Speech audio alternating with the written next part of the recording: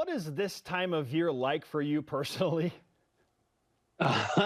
It's a little crazy, but that's a good thing, right? I mean, busy's good because it's not just the game that we put on down here. There's a lot of different events around the week, and we've done that by design. We're trying to get more people to come to Mobile, so we have an event Thursday night. We have a Mardi Gras parade on Friday. We've got a Nelly concert on Friday. We've got the game on Saturday.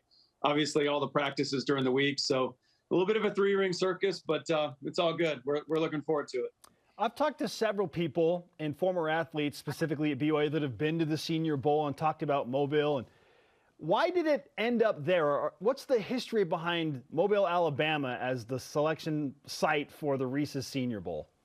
Well, the first game was in Jacksonville, Florida, and it didn't do well from what I understand. This is back like in 1950. And then a group of bankers from Mobile brought the game to Mobile that next year, and now we're going into our 74th year overall, or 73rd here in Mobile. So it's really, you can imagine having it be here that long.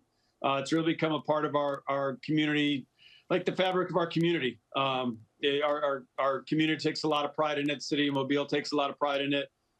It gets, our game brings more eyeballs to the state of Alabama than any event that happens in the state. Between our three practices on NFL Network and ESPN and the game on NFL Network. So it's not just big for, the local Gulf Coast community, which extends from like Pensacola, Florida to Biloxi, Mississippi, but also just the entire state of Alabama.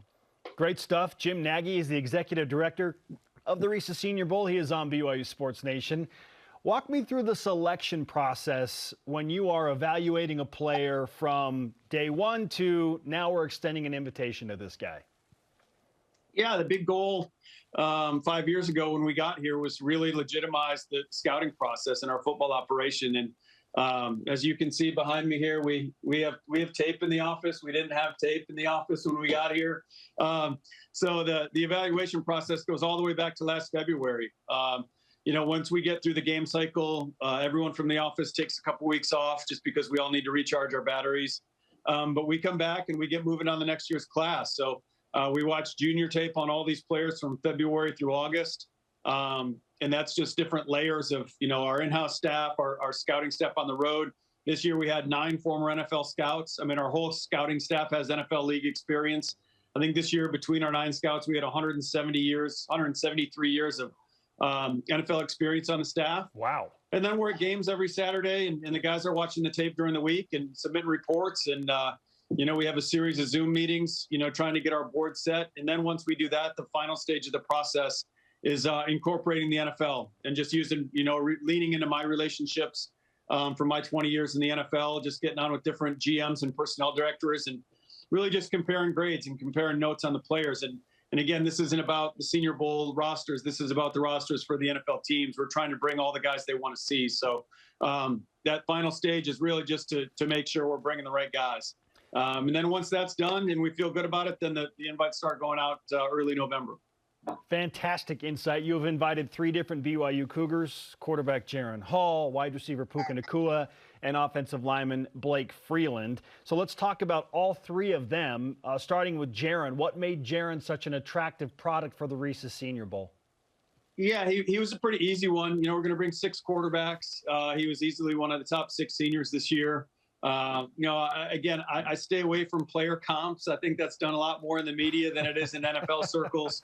When I was a scout in the league, you could scout 400 players in a fall and really only make comparisons on about 25 guys. So I'm not doing that with Jaren here. But there is a little Russell Wilson to him in terms of his tools. And I was fortunate enough to be around Russ for 5 years with my last job with the Seattle Seahawks. So just in terms of the body type, the mobility, the ability to move around and ad lib and then take deep shots. He's a good deep ball thrower, as BYU fans know. We had Drew Henson, the former Michigan quarterback and NFL quarterback, scouted that part of the country for us this year. And Drew saw him play at South Florida. Drew lives in Tampa, so the game came right to him that day. I just remember Drew hitting me up from the field and just really liked how the ball came off his hand. And so he was an easy one. Jaren was an easy one. We're excited to get him. Puka was often the target of Jaren Hall for those big plays and deep throws. What do you like most about Puka? I think the biggest thing with him is his run after catch. He's an instinctive player. You get the ball in his hands, and certain guys just have they've got a really nice feel for angles and space and pursuit. And Puka has that. So, he doesn't jump off the tape, if you will, with like explosive speed or great short area quickness. But when he gets the ball, he just has a knack to him. Like he knows where people are around him. He knows he has a nice ability to create space for himself. So I would say that's the biggest thing, the size and the run after catch. He's going to be a really nice possession option, the guy that's going to move the chains. And he's got more big playability than probably, a lot of people give him credit for when you first start watching him. And then you get through all the targets and you're like, man, this guy makes a lot of big plays. So, that combined with the catching skills, the guy can really catch the football. So it'll be cool to have those two guys down here this week because there'll be that obviously great chemistry between those two guys. As far as draft projections go, maybe I saved the best for last here with this trio. Blake Freeland, I believe, is currently projected to be the highest draft pick of the trio. What do you think of Blake Freeland's game and how it will translate to the NFL and how he fits into the Senior Bowl?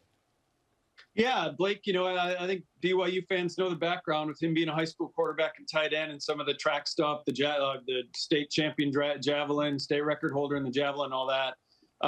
What sticks out on tape is body control. I would say the biggest thing, he's a really tall guy.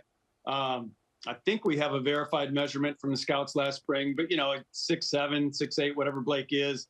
Usually those guys with a high center of gravity really struggle to, control themselves in a short area when they're leveraging someone and they've got a defender into them, or they struggle with body control on the move and out in space. And that's not an issue for Blake at all, which is really cool. That's stuff you can't coach. So really high ceiling as an athlete. Again, really relatively limited background on the offensive line. I think he's probably still learning how to be a truly big person. It sounds like he's always been a tall person, but not necessarily a big person. So again, a really high ceiling. I'm looking at our board right now. There's only a handful of these guys, really like 3 or 4 guys in this year's class that are coming to our game that project as left tackles. And Blake's one of those guys. So he'll rep on both sides. He'll rep at right tackle as well. I think it's beneficial for all these guys to move around a little bit and show the league what they can do. And we're excited for Blake to have a good week. He's going to be tested. He's going to be really tested. It's a really good group of edge players this year. So those one-on-one pass rush, he'll be facing some people that he didn't see during the fall. This will be a really good prove-it week for him. Jim Nagy is the executive director of the Senior Bowl in Mobile, Alabama, is joining us on BYU Sports Nation. If you had to pin a round or a couple of rounds that each of these guys would go in, where do you think they project right now? And again, we'll start with Jaren and then go to Puka and Blake. Well, I hate to do it, man. I hate to dodge your question, but I like to stay away from that stuff. That's not my job. That's for the draft analysts and those guys. I mean, these guys are our players. So that's more of a media thing. I'll let those guys, we have our grades on them. I don't like sharing those grades. Obviously, if players ask me during the week where I think they'll go, I'll share that. But I just don't think it's right sitting in the chair that I'm sitting in to talk about where I think these guys are going to get drafted because it's the beginning of the process. I think if we were having this conversation a year ago, Christian Watson from North Dakota State, who had a great rookie year for the Green Bay Packers, he was a 4th or 5th round pick for almost every team in the league we spoke to, and he ended up going 34 overall. Cole Strange was a small school guy from Tennessee, Chattanooga, who was a 5th or 6th round pick, ended up going in the 1st round of the Patriots. So it's really early in the process. Sorry to dodge your question. No. But they've got so much opportunity between now and April to help themselves. Like it really doesn't even matter where they're at right now because you can help yourself a round or two, and in some cases, like the guys I just brought up, 4 or 5 rounds. Yeah, I'm not even mad. I was so impressed with how you dodged that question. That was an extremely veteran move. But you did partially answer my next question, which is how much can a guy help themselves in the Senior Bowl and raising their draft stock? Yeah, I think for the small school guys, the most, right? Just because their concerns are more level of competition. So when the teams see those guys come down and do it against the SEC and the Big Ten and folks like that, it can really help. For some of the big school guys, we've had guys like Terry McLaurin, the Pro Bowl receiver for the Washington Commanders, came down here 3 or 4 years ago now and was a 5th or 6th round pick and left as a 3rd round pick. So he probably jumped 3 full rounds and he ran fast at the combine too. I mean, it's all part of the process. So yeah, guys can help themselves out a bunch, but I would say in most cases, probably a round or 2. And then there's always those cases where guys might help themselves even a little more. Jim, I'm almost hesitant to bring this up because I feel like maybe there's a jinx involved here, and I hope that's not the case. But if a player opts out because of name, image, likeness, or because they're talked back into going back to school, how do you handle that process? And is there a deadline where that can't even happen anymore? I don't like setting deadlines on anyone. No, and we lost a kicker from Alabama last week. Will Reichert kind of got talked into going back to school. I don't know if there's any NIL money associated with that deal or not, but no, they'll be evaluated, for next year. If they got the invite this year, it's because they played well. That does not guarantee them an invite next year. So that's the roll of the dice they have to make. I certainly understand why if guys feel like they need to go back, but yeah, we're not gonna hold a grudge. We will reevaluate him, but we certainly won't hold a grudge. Do you fill that spot if the player leaves with somebody else, or is it just like, oh, we'll just handle it next year? No, we have to fill the spot. We got to have enough bodies to get through the week and through these practice reps. So yeah, we fill those spots almost immediately. If I could flip the camera around, you could see the board over there. We just go next man up, just like an NFL team would when an injury happens. This is fascinating stuff with Jim Nagy, the executive director of the Senior Bowl. I've also heard from some players, they feel like, in a weird way, the practices are almost more important than the actual game. Where do you stand in that conversation? I don't know. I don't know I've heard that. I've heard people say that. I've heard a lot of people in the media say that. But I know there's also a lot of guys that do help themselves in the game. I think the quarterbacks help themselves a ton. Yeah. I think Daniel Jones from the New York Giants, Dave Gettleman, their former GM, was stayed for the game that year. Most GMs don't stay for the games. We usually get 20 to 25 teams that will stay, but it's usually not the general manager. And when they took Daniel Jones, he made the point. He's like, I fell in love with Daniel in the Senior Bowl game. So, but the practice week is big just because you see those guys compete. The one-on-one periods are huge because, like in Blake's case, he'll take 2 reps back to back against the same rusher. And, there's going to be cases where he'll lose, and then you see what that next rep looks like. So those are the things the NFL is looking for is the competitive makeup of these guys, how they take coaching on the field. So again, I think you can help yourselves in both cases, but practice is certainly very important. Jim, we appreciate the time and the insight so much. We know how busy you are. So at some point, we wish you rest, but we're looking forward to a fantastic event in Mobile, Alabama. For BYU fans and college football fans that want to know more about the Senior Bowl and not just how to watch it, but how to really get involved, where can they go for more information? Yeah, for tickets or anything general on the game, seniorbowl.com is the easiest. And then on Twitter, we have our Senior Bowl Twitter handle and then my personal Twitter account.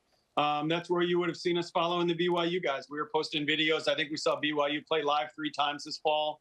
So we were posting videos of all 3 of those guys. And Clark Barrington, I think we posted a video on him as well. All the guys really were interested. If you follow through the fall, you'll have a pretty good idea of who's going to end up with invites once we get to November and December. Great stuff. Give them a follow. Jim, once again, thanks for the time, and we'll look forward to the game. Thanks for having me on. I appreciate it.